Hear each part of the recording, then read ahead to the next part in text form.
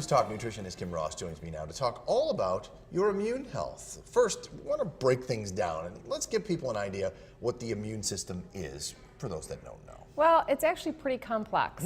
It's a very, very busy system in our body that is constantly fighting off everything we come in contact with. The beauty of it is most of the time it's doing all its work. We have no clue that it actually has fought something off for us.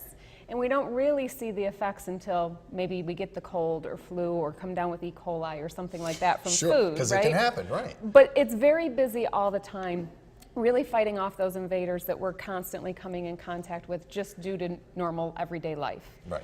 So it's really important that we're supporting it properly. And of course, nutrition has a huge piece of that, right? Absolutely. So, but there are easier ways, you know, I don't want to say easier than nutrition, but there are general lifestyle tips and information that if you follow these things, you've got a good chance of staying healthier, right? Absolutely. So of course, this isn't new, but things like getting adequate sleep.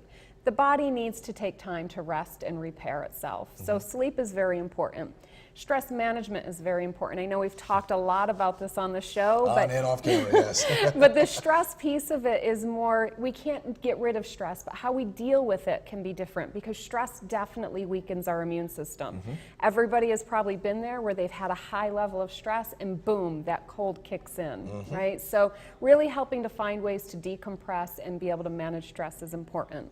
Of course, movement, just get the body flowing, along with a diet that's really high in phytonutrients, which of course comes from color, which would come from our fruit and vegetables. So things Natural that we're color. things we're familiar with, like vitamin C and zinc. Most people are familiar of those benefits, but things are vitamin A and vitamin D and many other nutrients are very important to really help boost the immune system. Let's talk about some of the herbs and foods that you can kind of sneak into your diet, which then should become standard, correct? Yes. So some of my top favorites, garlic. I know, again, we've talked a lot about this on the show. Garlic is just this great antibacterial, antimicrobial, fungal type of, no, sorry, garlic is not. I'm going to take that back. But antibacterial and antimicrobial. It's a great way to just help boost that immune system. And it's a staple in so many of our food dishes. Ginger is another probably underutilized one. This can really help to lessen the cold and help to get over it quicker. Likewise with cinnamon, very easy to add on to a bowl of fruit as an example or put into a smoothie.